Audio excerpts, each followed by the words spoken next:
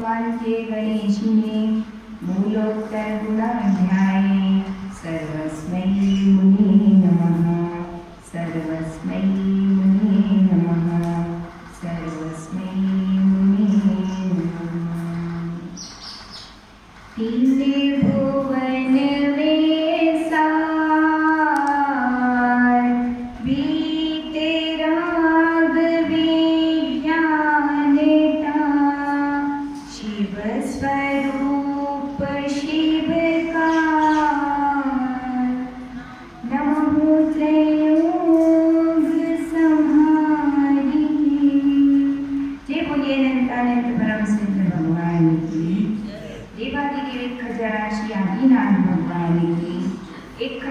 चिंतामणि पारसनाथ भगवान की, परम पूज्य सर्वेतरासंतराचार्य गुरुवरराग जी महाराज की, परम पूज्याचार्य श्री स्वामी विभो सागर जी महाराज की, परम पूज्य मुनि श्री स्वामी अध्ययन सागर जी महाराज की, अहिंसा मई जैन धर्म की, द्वादशांगी जी वाली माताओं की।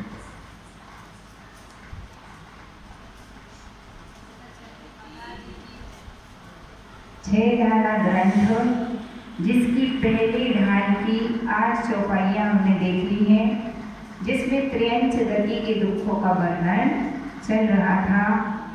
कल हमने क्या देखा था कि त्रियंच गति में कितने दुख हैं? छेदन, भेदन, भूख, प्यास, कभी सर्दी तो कभी गर्मी, और कभी इतना बोझा रख दिया जाता है। एक बैल बंधा हुआ है, उसका स्वास्थ्य ठीक नहीं है, उससे चला नहीं जा रहा, और गाड़ी कितनी भर दी, इतना माल भर दिया कि उससे 2 कदम भी नहीं चला जा रहा। फिर क्या करता है उसका मालिक? चाबुक मार मार के चलाता है। क्या करता है? चाबुक मार मार के चलाता। तो ये किसकी त्रास है? त्रियंच गति की। आगे आचार्य भगवान कहते हैं, बलबंधन आदिक दुख घने, कोटि जीव ते जात न भने, अति संक्लेश भाव ते भयो, घोर सो प्रसागर में पर्यो। बलबंधन आदिक दुख घने, कौन सी गति में? त्रियंच गति में। बंधन हमने कल बतलाया था, जो पशु तुम्हारे काम आ रहा है उसको तो क्या किया जाता है? संभाल के रखते हैं। जो गाय दूध देती है तो उसको तो घास खिलाई जाती है, और जब जिन गायों में दूध देने की क्षमता समाप्त हो जाती है, जो बैल कार्य करना बंद कर देते हैं, उनका क्या होता है? कत्ल खाने उन्हें ले जाया जाता है और मृत्यु के घाट उतार दिया जाता है। ये कौन सी गति के दुख हैं? कौन सी गति के दुख हैं? त्रियंच गति के दुख हैं। अब इस त्रियंच गति की प्राप्ति जीव को होती किस कारण से है? तो जो जीव अपने जीवन में मायाचारी करते हैं, छल कपट करते हैं, तो मरकर की कौन सी गति में जन्म लेना पड़ेगा? त्रियंच गति में। हम आपको एक छोटी सी कहानी सुनाएंगे।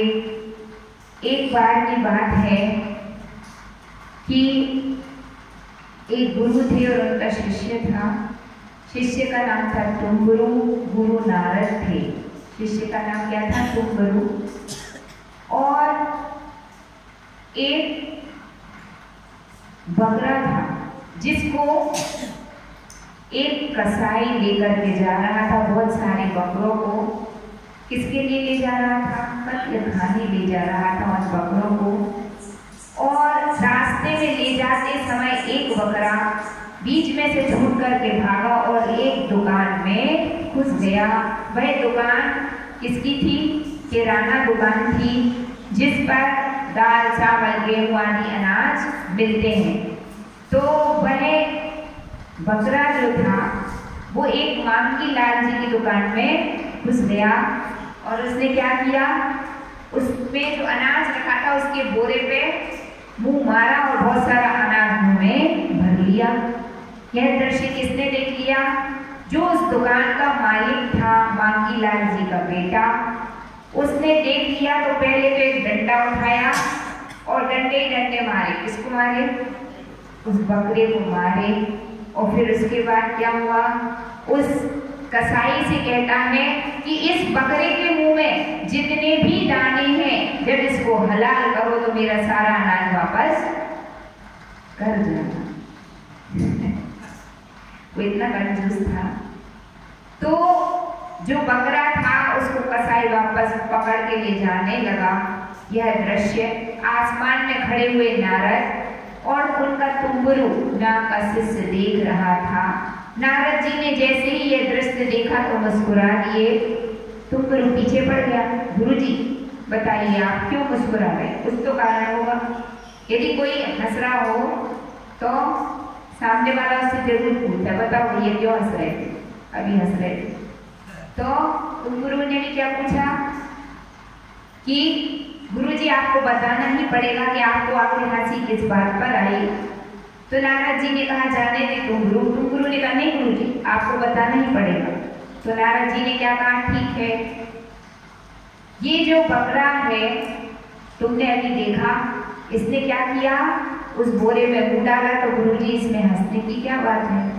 गुरुजी ने कहा कि वो बकरा जिसने उस बोरे में मुंह डाला वो मांगीलाल जी का ही जीव था। किसका?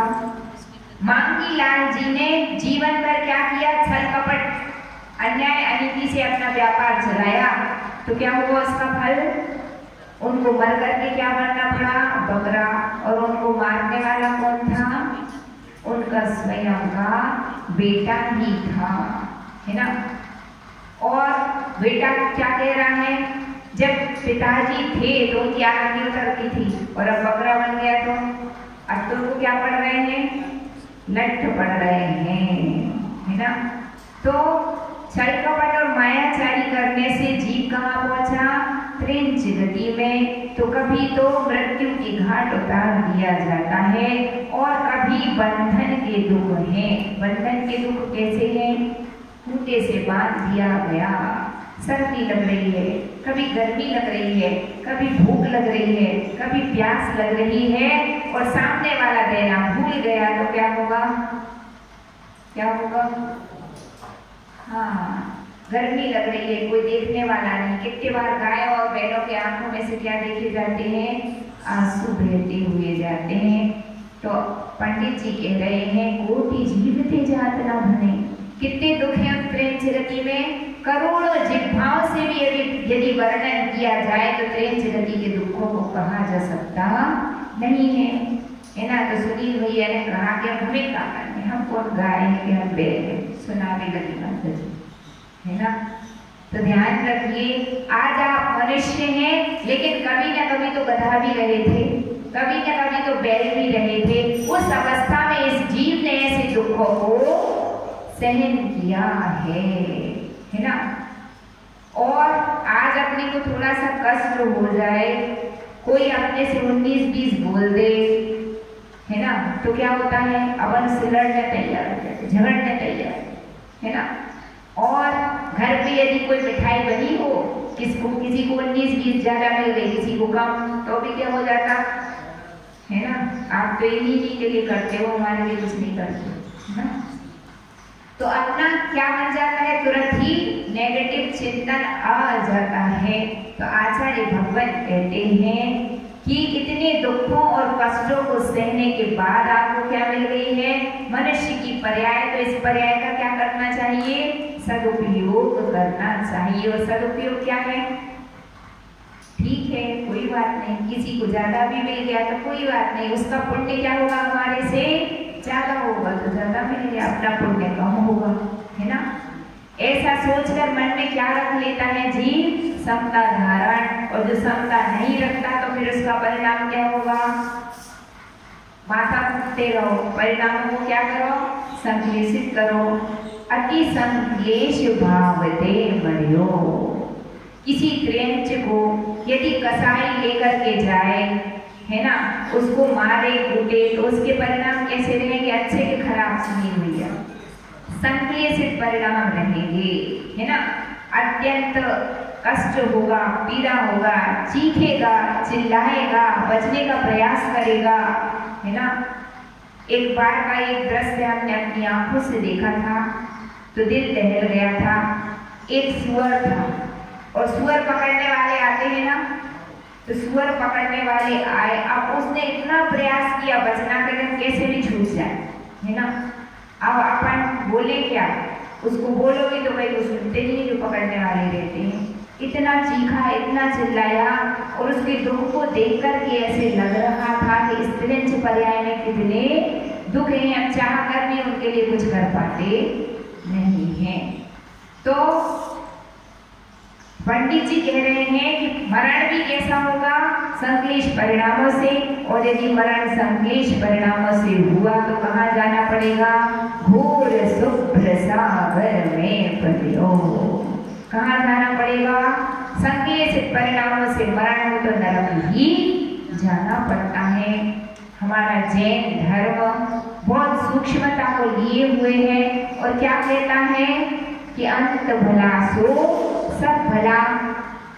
क्या करना चाहिए जीवन भर, हम भावना गाते हैं किसकी, कि हमारा मरण अच्छा हो, समाधि हो जाए, ऐसे भाव गाते कि नहीं अपन।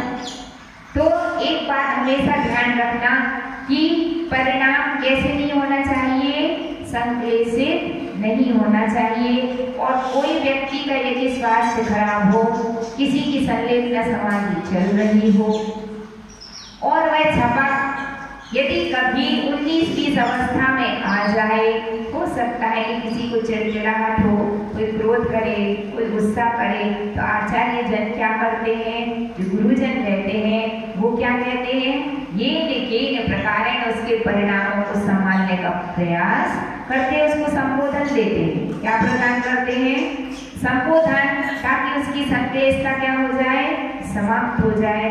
हम आपको एक सत्य घटना सुनाते हैं। परम पूज्य आचार्य भगवान गणाचार्य विराट सागर जी महाराज के पास एक बार एक वृद्ध आरिका माता जी आई, जो कम से कम 80, 85 या 90 साल की थी।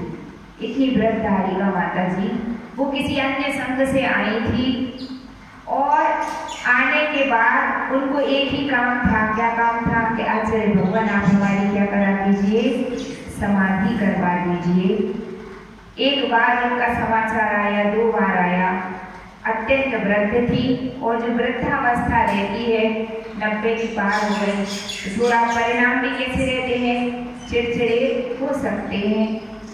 आरिका माता जी आए, आचार्य भगवान ने उनकी बहुत प्रबल भावना को देखते हुए उन्हें संघ में स्थान दिया, संघ में रख लिया और सभी आरिकाओं को निर्देशन दे दिए कि आपको क्या करना है, इनकी सेवा में लगना है। किसकी सेवा में, झपक की। तो एक झपक की सेवा में जो जो लगता है, झपक किसे कहते हैं आपको मालूम, जिसकी संलेपना समाधि चल रही है उसका नाम क्या है, झपक। और जो संलेपना समाधि कराने वाले आचार्य होते हैं उनका नाम क्या होता है, निर्यापक। क्या नाम होता है, तो निर्यापकाचार्य जैसा निर्देशन देते हैं उनके शिष्यगण उसका यथावत पालन करते हैं। तो आरिकाओं को आज्ञा प्रदान की गई, क्या आज्ञा प्राप्त हुई गुरु से, इनकी सेवा में लगना है।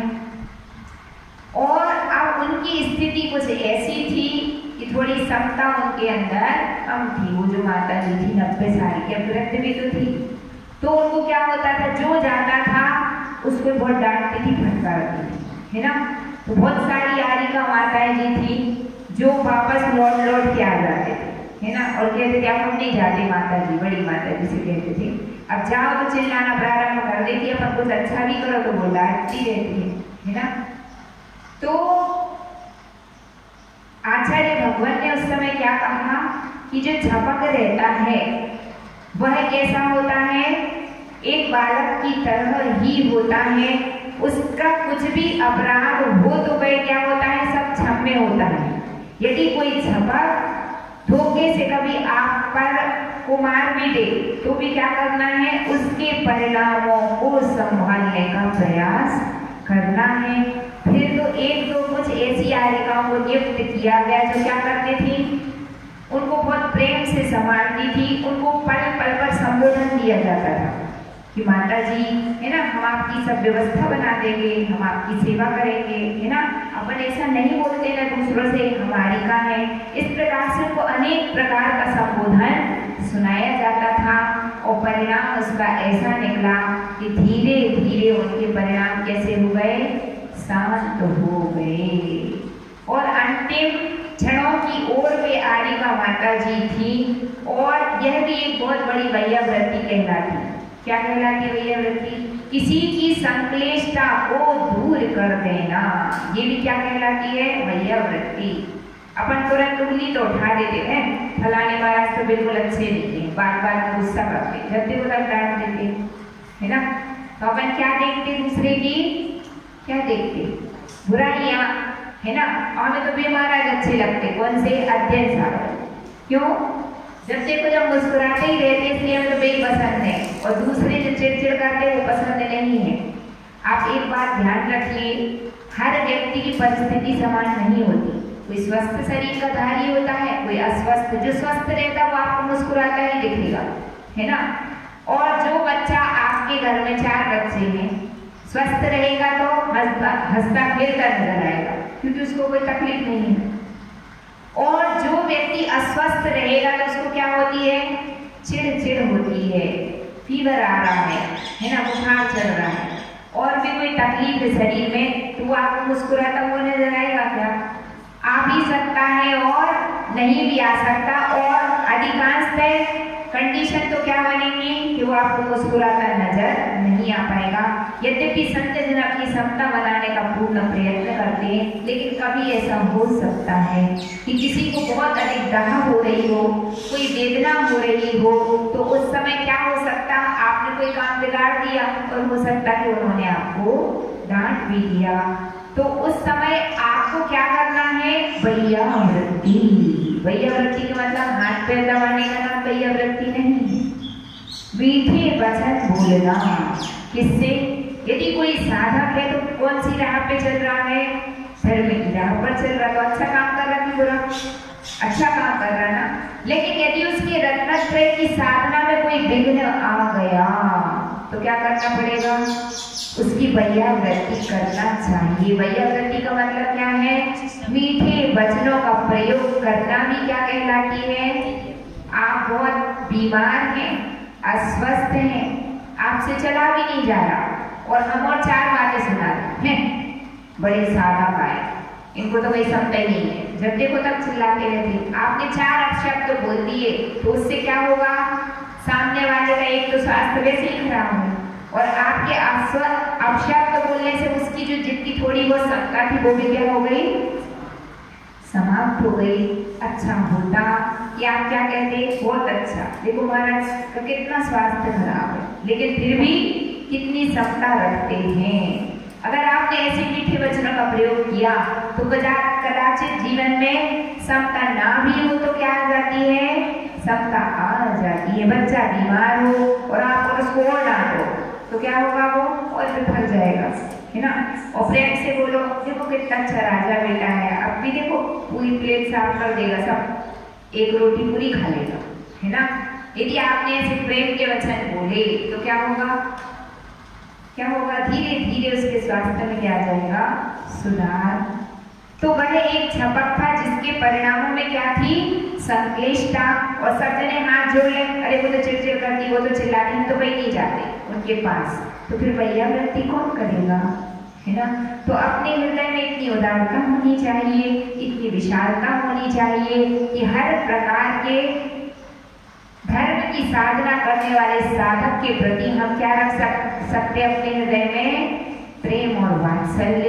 आज की दुनिया ऐसी है कि व्यक्ति अपनी सुविधा चाहता। कैसी सुविधा? किसी की वैयावृत्ति ना करना पड़े तो वे बहुत बढ़िया महाराज, है ना। और आहार भी महाराज 5 मिनट में कर ले, और कुछ आहार में ले भी नहीं तो और बढ़िया है ना। लेकिन अपनी सोच इस प्रकार की नहीं होना चाहिए। कितने बार ऐसा होता है किसी साधक को कोई हार्ट की प्रॉब्लम है या कोई और समस्या है, आहार करने में कितने घंटे लगते? 2-2, 2.5 घंटे लग जाते हैं, है ना। तो भी उनका आहार कैसे कराना चाहिए? प्रेम और वात्सल्य के साथ कराना चाहिए। उनकी जैसे बने तैसी वैयावृत्ति करना चाहिए, क्योंकि सबके कर्म एक जैसे नहीं होते, पांचों उंगलियां एक बराबर नहीं होती हैं। लेकिन कोई व्यक्ति धर्म का आचरण कर रहा है तो क्यों कर रहा? क्योंकि वह अपनी आत्मा का हित चाहता है, कल्याण चाहता है। तो उसकी जो धर्म की साधना में हमें क्या करना चाहिए? सहयोगी बनना चाहिए। यदि आज आपने किसी की संक्लेशता को दूर करने का प्रयत्न और प्रयास किया है तो ध्यान रखना, जब कभी तुम कष्टों में होगे, तुम संकट में होगे, तो तुम्हारी संक्लेशता को भी दूर करने के लिए कोई ना कोई तुम्हारे पास आ जाएगा। आपके दुखों को दूर करने के लिए भी कोई आपके पास आ जाएगा। और अगर आपने उल्टे सुलटे शब्द बोले हैं, साधक तो बदले की क्षमता तो है ही, है ना, ऐसे कई महाराज होती है, तो ऐसा कहने से क्या होगा? ब्याज सहित मिलेगा, है ना। ध्यान रखना, जैसे शब्द बोलेंगे वे वचन आपको क्या मिलेंगे? ब्याज सहित लौट के मिलेंगे। और कभी ऐसा अवसर आ गया कि आपको मुनि धर्म अंगीकार करने के भाव हो गए, आपने अंगीकार कर लिए, तो फिर आपको पलट के क्या मिलने वाला है? तिरस्कार मिलने वाला है। क्योंकि अनुकूलता हर समय में जीवन में हो, ये कोई अनिवार्य नहीं है। आज हम स्वस्थ हैं तो हर भाव में स्वस्थ ही रहेंगे, ऐसा कोई जरूरी नहीं। आज हम विद्वान हैं तो हम हर भाव में विद्वान ही रहेंगे, ऐसा भी कोई जरूरी नहीं है ना। आज तुम जिस कंडीशन में हो उस कंडीशन में हम भी हो सकते हैं, हम पहले कभी रहे होंगे या हम आगे भी रह सकते हैं। तो इसलिए दूसरे के भावनाओं को समझने की कला भी हमारे अंदर होना चाहिए, तो समग्रता है। अन्यथा तुम्हारी स्तुतियों का कोई बहुत ज्यादा मोल नहीं है। समझ में आ गई? और यदि कोई व्यक्ति संक्लेशित परिणामों से मरण करेगा तो उसको कहाँ जाना पड़ेगा?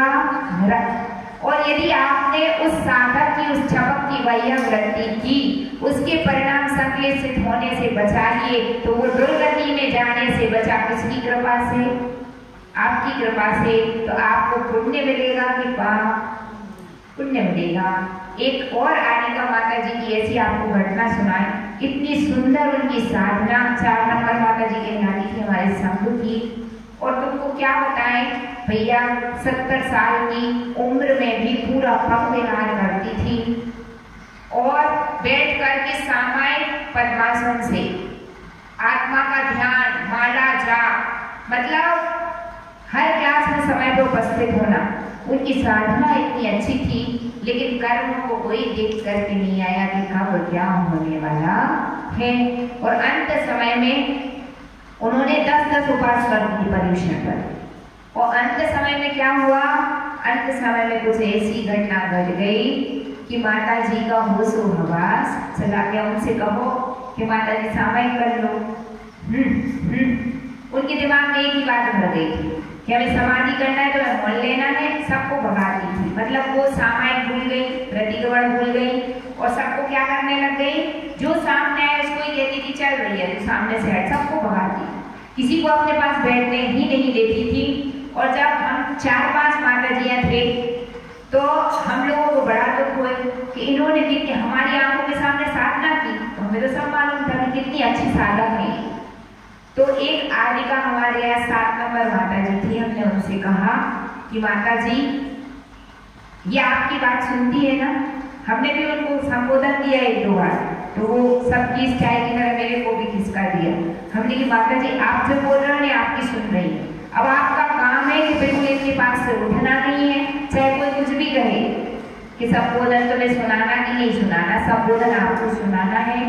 और उन्होंने हर चीज हिंदी में, संस्कृत का प्रतिक्रमण अपन तो नहीं सुनाना, हिंदी में सुनाओ, प्रतिक्रमण की सब बात हिंदी में सुनाओ, सामायिक करो। उनको इतना संबोधन दिया, इतना संबोधन दिया कि देखो माता जी आपका अंत समय चल रहा है, समाधि बिगड़ जाएगी, किसी को भगाना नहीं पड़ता, सबको आशीर्वाद देना पड़ता। और 4 दिन की मेहनत ऐसी रंग लाई, भिड़े रहे हम 3-4 आने का, और ऐसी मेहनत रंग लाई कि धीरे धीरे वो सामायिक करने लग गए। तो जैसा बोलो वो सूझ पड़ने लग गई। प्रतिक्रमण सुनने लग गए, सामयिक करने लग गए। तो इसका मतलब क्या है कि यदि अपन पुरुषार्थ करें तो वह पुरुषार्थ कैसा होता है? सफल होता है। ऐसा नहीं है कि आप पुरुषार्थ करें तो आपको सफलता नहीं मिलेगी। और कितनी बड़ी बढ़िया वृत्ति है, एक जीव को संकेतता से बचाना क्या है? सबसे बड़ी बढ़िया वृत्ति होती है। क्योंकि आज का समय कौन सा है बताइए? कले कालो चले चित्ते देह चांडाली कीटके एतत् चित्त चमत्कारा जिने रूप धरा नरा। कौन सा काल है? कली काल है। कलो काले चले चित्ते, चित्त कैसा है? चलायमान है, धर्म में स्थिरता को प्राप्त नहीं होता। कितने लोग कहते हैं मैं इतना ज्ञान है, फिर भी उस ज्ञान का उपयोग जीवन में नहीं हो पा रहा। क्यों नहीं हो पा रहा? चले चित्ते। आचार्य कहते हैं ये पंचम काल है और काल के प्रभाव से तुम्हारा चित्त क्या है? चलायमान हो जाता है। ज्ञान तो है लेकिन फिर भी चित्त कैसा हो जाता? चलायमान। कलो काले चले चित्ते देह चांडाली कीटके। यह शरीर किसका कीड़ा है पंडित जी? अन्न का कीड़ा है। किसका कीड़ा है? खाने को ना मिले तो 12 बजने लगते। कहाँ? सूरत की यहाँ पे 12 बज जाए, है ना। और दिन में देखो सूरत में तो 12 बजते हैं और दिन में क्या नजर आते हैं? किसी को तो रात में और किसी को क्या नजर आता है? दिन में तारे नजर आने लगते हैं। बिल्कुल सत्य बात है कि यदि भोजन ना किया जाए तो शरीर की स्थिति रहती नहीं है। धर्म साधना में भी क्या आ जाता है? विघ्न आ जाता है। देह चांडाली एतत् चित्त चमत्कारा, यह इस चेतन का चमत्कार है कि इस कली काल में जिन रूप धरा नरा, जिन्हें इंद्रदेव के रूप को धरने वाले दिगंबर संत आज भी इस धरा पर विराजमान है। तो जो शास्त्रों में लिखा है तो चित्त चलायमान तो सबका हो सकता है ना। लेकिन किसी का चित्त चलायमान होता है और आपने उसको धर्म का श्रवण कराकर उसको स्थिर कर दिया वापस। किसमें? धर्म में स्थिर कर दिया। तो इससे बड़ी बढ़िया वृत्ति कोई दूसरी नहीं है। एक बार आप उपास नहीं करो तो चल जाएगा, आप व्रत नहीं करो तो भी चल जाएगा। आप एक साधक ही कहलाएंगे, है ना। व्रत उपास नहीं करो, व्रत उपास करना कोई बहुत बड़ी साधना नहीं है, कोई भी कर सकता है। लेकिन दूसरे के संकेतित हुए परिणामों को निर्मल परिणाम, उसको विशुद्धि स्थानों में ले आना, ये सबसे बड़ी साधना कहलाती है। और हमने आपको अभी क्या बतलाया था कि जो महाराज क्या करें? स्वर बाहर करें और हंसते मुस्कुराते रहें। जब हम जाए जब आशीर्वाद दें, है ना, हमसे बोले तो अच्छे। और कोई ने डांट दिया तो ये महाराज तो कोई समता तो है नहीं, काय को महाराज बनते। ऐसे भूल कर के शब्द बोल मत देना। अगर ऐसे शब्द बोल दिए तो आपने क्या किया? साक्षात तीर्थंकरों की अवहेलना कर दी। क्योंकि अभी हमने बताया था कि 5 उंगलियां एक बराबर नहीं होती, सबके शरीर की परिस्थितियां अलग अलग होती हैं। तो आपका कर्तव्य क्या था कि आप उनको इतने प्रेम के शब्द बोलो कि उनका मन अपने आप गदगद हो जाए और वे क्रोध करना ही भूल जाए। इसका नाम क्या है?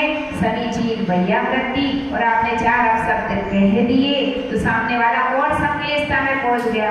उसको लगने लगा कि मुझसे तो साधना हो ही नहीं रही, फिर मैं क्यों साधना कर रहा हूँ? इससे तो सब तो हमें बुरा कहते हैं, चलो अपन तो दीक्षा छोड़ो, अपन तो चलो अपने बस की देखिए। अब आपने क्या किया? उसके परिणामों को गिराने में आप क्या बन गए?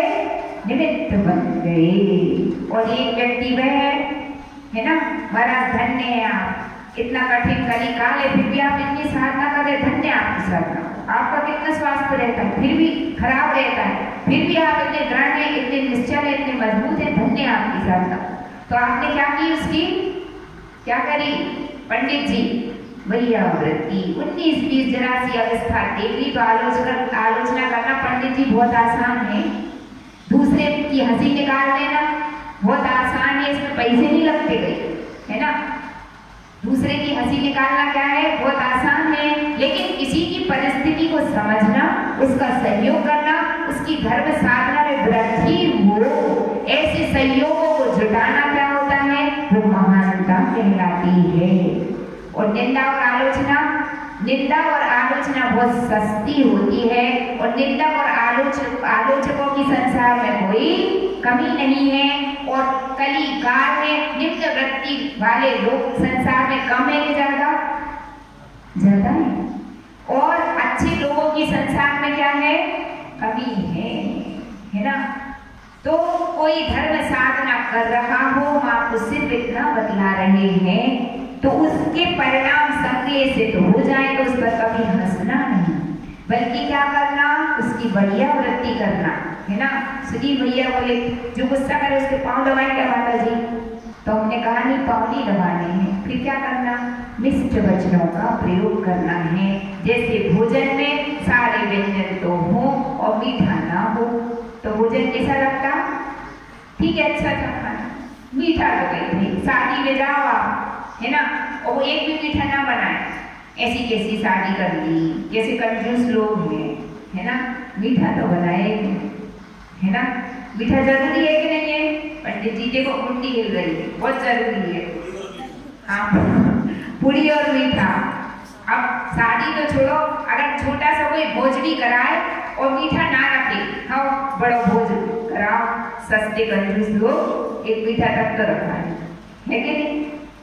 तो जब थाली में मीठा जरूरी है, किसी भी फंक्शन में मीठा जरूरी है, तो तुम्हारी वचनों में मिठास जरूरी क्यों नहीं है, ये बताइए, है ना। आपको सब कुछ मीठा मीठा अच्छा लगता है, तो हमारे जीवन में हमारे वचनों में मिठास होना भी क्या है, बोलो, जरूरी है कि नहीं है, जरूरी है। आपकी वह मिठास दूसरे की संवेदना को क्या कर सकती है, दूर कर सकती है। आपके यहाँ कोई कर्मचारी है जिसको बड़े साहब ने फटकार दिया, है ना, अब उनको तो फटकारना उनका कर्तव्य था, तुमने फटकारा, काम बिगाड़ा तुमने, और ऊपर से तुमने 4 जनों ने भी क्या किया, उसका तिरस्कार कर दिया, बढ़ाया, चलो इसको तो हटाओ सामने से, और तुमने भी मुझे बोल दिया पंडित जी, सुनील भैया ने और संजय भैया, अब बेचारे की क्या हालत हो जाएगी, वो बहुत ज्यादा क्या हो जाएगा, डिप्रेस्ड हो जाएगा, है ना। तो अपन का कर्तव्य क्या है, कोई बात नहीं भैया, सब ठीक हो जाएगा, चलता रहता है, जिंदगी है, ऐसा तो होता ही रहता है ना। अपन ने काम बिगाड़ा तो बड़ों का तो काम ही है डांटने का, है ना, कोई बात नहीं। सामने वाला बहुत अच्छा नेचर का है ना, दयालु है, अभी डांटेगा तो प्रेम से भी बोल देगा, है ना, ऐसा है ना पंडित जी। हाँ, तो वही तो हम बतला रहे हैं। तो आपने उसके परिणामों को संश्लेषित होने से क्या किया, बचा लिया, तो आप सच्चे पंडित हो, है ना। और अगर आपने ऐसा किया है, चलो हटो यहाँ से सामने से, इसीलिए तो कोई इनको लिफ्ट नहीं देता, या अगल बगल है नहीं, हमें देखो हमारा कितना सम्मान है, हम रीढ़ की हड्डी है बाबा ले जाए। अगर आपने ऐसे परिणाम कर लिए पंडित जी, तो आप नकली पंडित तो हो सकते हैं, लेकिन असली पंडित नहीं है। पंडित किसे कहते हैं, आगम की भाषा में जो निर्ग्रंथ लिंग को धारण करने वाले महामुनि राज होते हैं, वही क्या कहलाते हैं, पंडित। और बाकी कोई पंडित नहीं है, नकली नकली पंडित है ना। असली पंडित तो है, पंडित का मतलब होता है ज्ञानी, और जो महाव्रतों को जीवन में धारण करता है वो क्या कहलाता है, ज्ञानी। बात समझ में आने के लिए हमें, तो हम सिर्फ इतना कहना चाहते हैं आज के इस संकलित शब्द को लेकर कि जीवन में कैसी भी परिस्थिति हो, है ना, सबके दिन सदाकाल एक जैसे नहीं रहते, उतार चढ़ाव आता रहता है ना। कभी ग्राफ अपना ऊपर जाता है, कभी नीचे आता है, अप एंड डाउन चलता है, तो कोई की भी जिंदगी एक जैसी नहीं रहती, है ना। भले भी दिन आते जगत में, बुरे भी दिन आते, अच्छे दिन भी आएंगे, बुरे भी आएंगे, लेकिन अपन को करना क्या है, यदि किसी के बुरे दिन चल रहे हैं तो उसको क्या करो, करना कुछ नहीं है, तो तुम अपने पैसा अपनी जेब में रखो, बस क्या करना है, मीठे वचनों का प्रयोग करना है, तो उससे उसको क्या मिलेगा, साहस मिलेगा, संबल मिलेगा। आपको दिख नहीं रहा है, लेकिन आप उसको एनर्जी फ्लो कर रहे हैं, क्या कर रहे हैं आप उसको, साइंस कहता है कि आप उसको क्या दे रहे हैं, एनर्जी दे रहे हैं, और जो उसको एनर्जी दे रही है वो किसी पैसे से कम नहीं है, उसको आपके प्रिय वचनों की जो ऊर्जा मिल रही है उससे उसको क्या आएगा, साहस आएगा कि हाँ मैं कुछ कर सकता हूँ। और जब साहस आएगा तो बेचारा पुरुषार्थ करेगा, पुरुषार्थ करेगा तो उसकी विपत्ति दूर हो जाएगी। इसलिए किसी के साहस को गिराने का बुरा कार्य कभी नहीं करना चाहिए। तो पंडित जी कह रहे हैं अति संक्लेश भाव से मरियो। कौन मरा? त्रियंच प्राणी। अब मनुष्य भी मर सकता है संक्लेश परिणामों से, और संक्लेशता से मरा तो कहाँ जाएगा? नरक। ध्यान रखना, जो जो लोग आत्मघात करते हैं, क्या करते हैं? समाधि करना तो अच्छी बात है ना। आपने को कोई दुख कष्ट तकलीफ हो तो कहाँ पहुंचते? गुरुजी मेरी समाधि करवा दीजिए। गुरुजी कहते चुपचाप बैठ जाओ, जो भी कष्ट आया इसको सहना पड़ेगा, अभी समाधि नहीं हो सकती। क्यों? अभी आपका समाधि का काल निकलती है, तो ये शांति से बैठे। वो आत्मघात नहीं कह रहा है, लेकिन एक व्यक्ति था, लड़ाई झगड़ा हो गया और फांसी लगा ली। अथवा अभी हम बड़वानी से आ रहे थे, बड़वानी से होते हुए तो रास्ते में आके एक नदी पड़ती है, तो सब बच्चों ने बोला माता जी ये सुसाइड पॉइंट है। यहाँ पर बहुत दूर दूर से, हजारों किलोमीटर से दूर से लोग आते हैं। इसके लिए हमने सोचा पर्यटक स्थल देखने के लिए, उनने कहा मरने के लिए। किसके लिए? सुसाइड करने के लिए आते हैं। और जो व्यक्ति सुसाइड कर रहा है उसके परिणाम निर्मल है कि नहीं है? हैं? कि संक्लेशित है? संक्लेशित है, जब तो मरने आया है। तो यहाँ पर भी संक्लेशता के कारण तो मैं मरने के भाव में तो भी कष्ट होगा। और जो व्यक्ति आत्मघात करके मरता तो कहाँ जाएगा? नरक जाना पड़ेगा। इसलिए आत्मघाती महापापी ऐसा कहा जाता है। तो मनुष्य पर्याय में कितने भी परिणाम संक्लेशित हो जाए तो किसके चरणों में चले जाना? गुरु चरणों में चले जाना। वो आपको संबोधन देंगे, प्यार के क्या करेंगे? मीठा खिलाएंगे। कितना मीठा? 1 डिब्बा, 2 डिब्बा, 3 डिब्बा मिष्ट वचनों का भोजन कराएंगे। कौन सा भोजन? मिष्ट वचनों का। आपके अंदर साहस आ जाएगा और आप आत्मघात करने से बच जाएंगे। तो आत्मघात किसी भी परिस्थिति में कभी भी करना नहीं चाहिए, क्योंकि संक्लेशता का परिणाम तो पंडित जी कह रहे सीधा जासू नरक। कहाँ जाना पड़ेगा? नरक, घोर शुभ्र सागर में पड़ो। तो देखिए त्रियंच प्राणी भी यदि आपको कभी कष्टों में दिखे, कहाँ दिखे? कष्टों में दिखे, दुखों में दिखे, तो उसकी संक्लेशता को भी दूर करने का पुरुषार्थ करना चाहिए। आपने बहुत बड़े बड़े दानों के उपदेश सुने होंगे कि दान देना चाहिए, है ना। और साधु की वैयावृत्ति करनी चाहिए, आहार दान देना चाहिए, पूजा करनी चाहिए, अभिषेक करनी चाहिए, स्वाध्याय करनी चाहिए, माला फेरनी चाहिए। ये तो सब कोई कहता है, लेकिन पंडित जी क्या कह रहे हैं कि संक्लेशता को स्वयं की भी दूर करो। यदि सामर्थ्यवान हो तो स्वयं दूर करो अपनी संक्लेशता। आपके पास ज्ञान है, देखिए ऐसा नहीं है कि जो ज्ञानवान है उसको कभी संक्लेशता नहीं हो सकती, कर्मोदय के साथ हो सकती है। लेकिन ज्ञानी का मतलब क्या है? संक्लेशता के जो कारण उपस्थित होती है तो उस संक्लेशता से अपने आप को धीरे से बाहर निकल लेता है। जैसे कि जो ज्ञानी और समझदार है, कहीं आग लगी हो तो क्या करेगा? वो फट से दिमाग चलाएगा, जल्दी से कम्बल डालो या धूल डालो, कुछ भी डालो, ये लेकिन प्रकार बुझा करके वहां से बाहर निकल लेगा। उसी प्रकार यदि कोई ज्ञानी व्यक्ति उसके जीवन में कोई ऐसी परिस्थिति आ गई तो स्वयं को क्या करेगा? अपनी संक्लेशता भी दूर कर लेगा। ये भी अपने आप में बहुत बड़ा कार्य है। और दूसरे की संक्लेशता को दूर करना। दान देने से भी बड़ा कार्य क्या है? दूसरे की संक्लेशता को दूर कर देना, है ना। तो आज से एक नियम और ले लो, क्या? कि कोई गिरता हो तो उसको धक्के मार के गिराना नहीं, उसका क्या करना? सहयोग करना।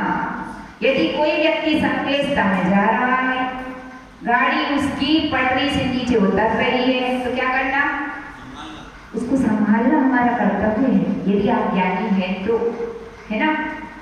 और यदि स्वयं की गाड़ी पटरी से नीचे जा रही तो जल्दी से पटरी पे चढ़ जाओ। तो ये भी क्या है? समझदारी कहलाती है। नहीं तो आप डूबे पाहुने और ले डूबे जजमान। सामने वाला तो तुमसे कुछ लेने आया तो तुम डूब गए उसको भी डुबा दो, ऐसे काम नहीं करना, है ना। तो क्या करना, हमेशा हमेशा दूसरों की संक्लिष्टता को दूर करने का पुरुषार्थ करना चाहिए। और जो व्यक्ति ऐसा पुरुषार्थ करता है वह अपने जीवन में ऐसे पुण्य की उपासना करता, कैसे पुण्य की, कैसे पुण्य की, अक्षय पुण्य का संचय होता है यदि आपने किसी की संक्लिष्टता को दूर किया। और भविष्य में ऐसी परिस्थितियां आएंगी कभी भी तो आपको क्या मिलेंगे, आपको ऐसा लगेगा कि मेरे कर्म वृत्ति खराब उदय में चल रहे हैं, लेकिन यहाँ से ये मदद करने आ जाता है, यहाँ से ये मदद करने आ जाता, वहां से वो मदद करने आ जाता, कोई ना कोई आपकी हेल्प करने वाला आपको मिल जाता। तो क्यों मिल रहा, जो आप पूर्व में दूसरों की मदद करते आए हैं, दूसरों की संक्लिष्टता को दूर करते आए हैं, तो उसका रिजल्ट क्या होता है, बुरा होता कि अच्छा होता, अच्छा होता। तो इसी बात को अपने जीवन में हमें क्या करना है, उतारना है।